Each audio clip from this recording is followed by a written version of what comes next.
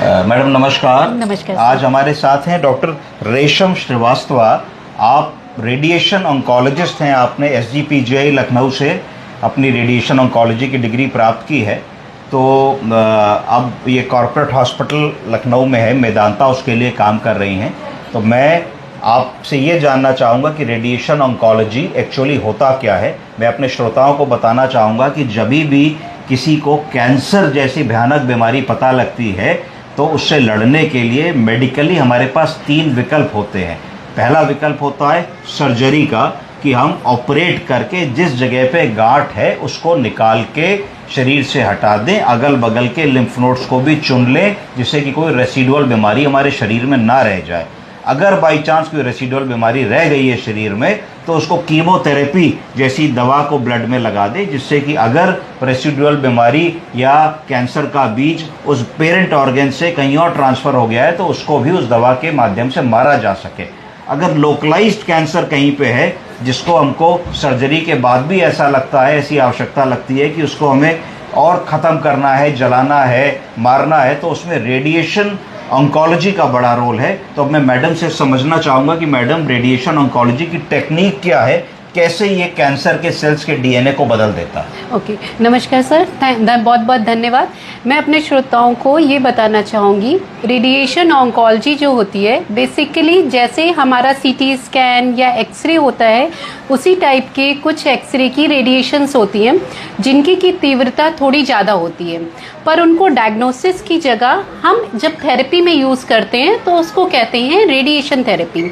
तो ये जो विकिरण होता है ये जाके जहाँ पे आपकी कैंसर सेल्स होती हैं उन पे काम करता है और उनके DNA को ये नष्ट करता है, ताकि जो कैंसर सेल्स हैं उनकी जो विभाजित होकर और अपनी सेल्स को और बढ़ाने की क्षमता होती है उसको ये पूरी तरह से नष्ट कर देता है। इस तरीके से ये काम करता है और कैंसर होने का जो कैंसर का जो सेल्स होती है उनको डेथ करता है बेसिकली। तो रेडिएशन ऑन्कोलॉजी कोई बहुत वैसी चीज़ नहीं है डराने वाली, ये साधारण सी एक मशीन होती है जो CT स्कैन MRI जैसी टेक्नोलॉजी के ऊपर चलती है। इसमें भी एक रेज होती है, कोई सुई नहीं चुभती, कोई चोट नहीं लगती, सिर्फ रेडिएशन शरीर के अंदर जाता है, पर उस तीव्रता से, उस इंटेंसिटी से और उस मात्रा में जाता है जो कैंसर के सेल्स को डिस्ट्रॉय करने की ताकत रखता है और उनके DNA को डिस्ट्रॉय कर देता है, जिससे धीरे धीरे उनका रेप्लिकेशन ख़त्म हो जाता है और वो सेल्स धीरे धीरे कैंसर के ख़त्म हो जाते हैं। इसी में कई बार ऐसा होता है कि अच्छे सेल्स भी मैडम डैमेज होते हैं कैंसर के सेल्स के अलावा। तो आजकल शायद कुछ बहुत एडवांस्ड ऐसी मशीनें आ गई हैं जिसमें अगल बगल के टिश्यू में मिनिमम डैमेज होता है। इसके बारे में कुछ बताइए। बिल्कुल, पहले तो मैं कुछ टेक्नोलॉजी के बारे में बताना चाहूँगी कि जैसे कि जो भी पेशेंट रेडिएशन के लिए आता है तो डिफरेंट टेक्नोलॉजी होती है, जैसे कि 3D CRT, IMRT, rapid arc VMAT या रैपिड आर्क विद IGRT। तो बेसिकली टेक्निक का मतलब क्या होता है, जो भी रेडिएशन होता है ये सूरज की रोशनी की तरह होता है, तो इसकी क्षमता होती है कि जब भी एक पॉइंट से निकले तो इसमें फैलाव हो। जब हम उस फैलाव को जितना कम करना चाहते हैं, जैसे हम इतना पॉइंट ट्रीट करना चाह रहे हैं और फैलाव बहुत ज़्यादा हो रहा है, उसको हम जितना समेटते जाते हैं फैलाव को, और जहाँ पे हमें रेडिएशन देना है कहीं केवल वहीं पे रेडिएशन देते हैं, तो उसी में टेक्नोलॉजी धीरे धीरे बढ़ती जाती है। 3D CRT, IMRT और फिर VMAT और रैपिड आर्क। तो जो VMAT रैपिड आर्क टेक्नोलॉजी होती है वो सबसे हायर टेक्नोलॉजी होती है। इसके अलावा जो डेली IGRT होता है, डेली IGRT का मतलब होता है मरीज मशीन पे जब लेटा है उसी वक्त हम उसका एक CT स्कैन ले रहे हैं, पेशेंट की पोजीशन को वेरीफाई कर रहे हैं, और पेशेंट अगर सही नहीं लेटा है तो हमारे पास मेदांता में एच करके मशीन है जो कि बहुत हाई स्टैंडर्ड मशीन है, तो वो पेशेंट की पोजीशन को ऑटोमेटिकली ग्रहण करती है मशीन और तभी ट्रीटमेंट डिलीवर होता है। तो बेसिकली जो चीज़ हम डिलीवर करना चाह रहे हैं उसको हम वेरीफाई भी कर रहे हैं, मतलब 100% हम अपने ट्रीटमेंट के लिए श्योर हो रहे हैं, तो उसे कहते हैं डेली IGRT। इसके अलावा SRS और SRT करके इलाज होता है।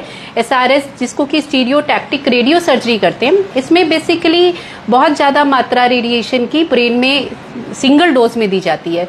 तो पहले मरीज जैसे गामा नाइफ, साइबर नाइफ के लिए लखनऊ से बाहर जाते थे, तो अब उनको लखनऊ के बाहर जाने की ज़रूरत नहीं है। जो हमारी एज मशीन है वो स्पेसिफिकली इसी प्रकार के ट्रीटमेंट के लिए बनाई गई है।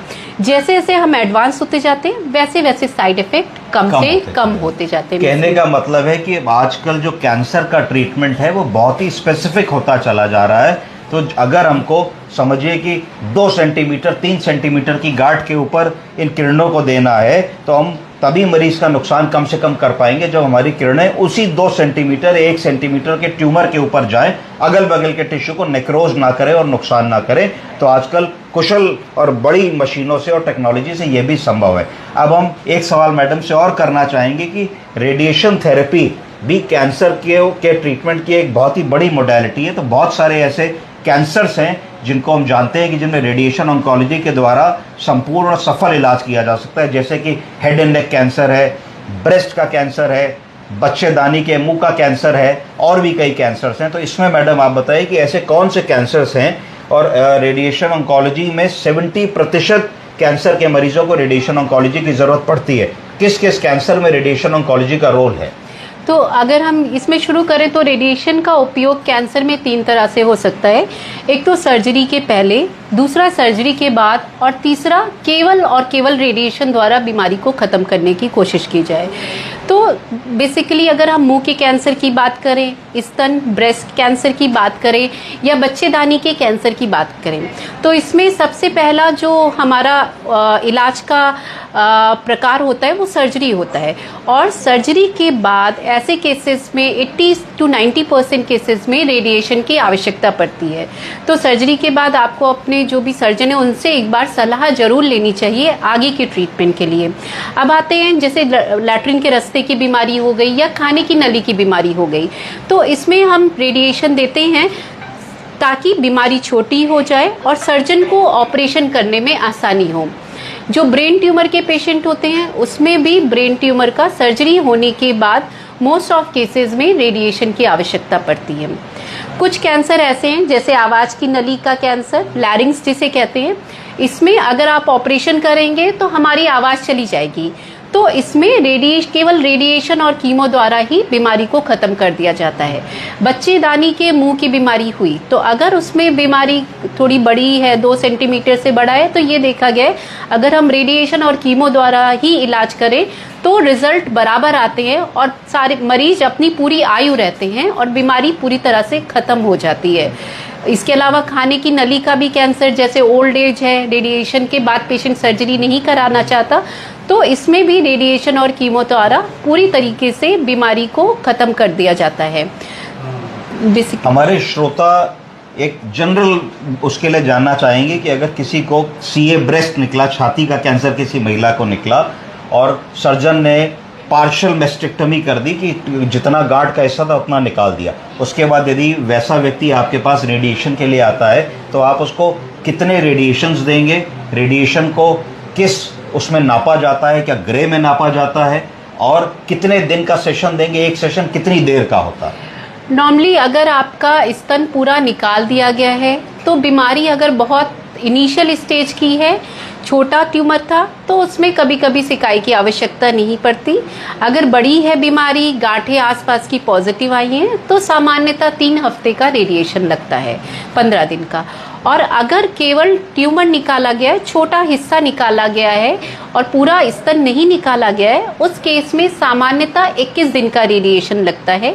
लेकिन अगर ट्यूमर बहुत अच्छी क्वालिटी का अच्छा था, छोटा था, तो और उम्र ज़्यादा है, तो उस केस में हम 5 दिन का भी रेडिएशन देने का अगर पेशेंट उसमें एलिजिबल आता है तो 5 दिन का भी रेडिएशन दिया जा सकता है। और यहाँ पे मैं डॉक्टर साहब ये भी बताना चाहूँगी, कुछ मरीजों को भ्रम होता है कि रेडिएशन होगा तो हमें बांध दिया जाएगा, अंधेरा हो जाएगा, तो ऐसा बिल्कुल भी नहीं है। रेडिएशन के समय हाँ कुछ हम आपको पोजीशन देते हैं, एक निश्चित पोजीशन में लेटाते हैं, जिसका उद्देश्य होता है ताकि मरीज हिले डुले नहीं, और जहाँ पे हम रेडिएशन देना चाह रहे हैं वहीं पे जाके रेडिएशन भेदें। इसके अलावा मरीज को बांधा नहीं जाता है, आप लेट जाते हैं, जैसे इस रूम में लाइट ऑन है ऐसे ही लाइट ऑन होगी, किसी तरह का कोई दर्द नहीं होगा, कोई इंजेक्शन नहीं लगेगा, और रेडिएशन होने के बाद आप एकदम नॉर्मल रहते हैं। कुछ लोगों को भ्रम होता है रेडिएशन हो गया, अब मरीज घर गया तो क्या बच्चों के साथ बैठ सकता है, प्रेग्नेंट लेडीज के साथ बैठ सकता है। तो जब तक मरीज मशीन के अंदर है तभी तक रेडिएशन मशीन ऑन है और रेडिएशन अपना काम कर रही है। मरीज कमरे मशीन से बाहर निकला, मरीज आप ही की तरह नॉर्मल है, वो आपके साथ खा सकता है, सो सकता है, बैठ सकता है, बच्चों के साथ उठ बैठ सकता है, प्रेग्नेंट लेडीज के साथ बैठ सकता है। उसके शरीर से किसी भी प्रकार के रेडिएशन का विकिरण नहीं हो रहा है। बहुत अच्छा डॉक्टर साहब ने आज हमको जानकारी दी रेडिएशन ऑन्कोलॉजी की और रेडिएशन के द्वारा कैसे कैंसर का सफल उपचार किया जा सकता है। डॉक्टर साहब बहुत बहुत धन्यवाद, शुक्रिया। बहुत धन्यवाद।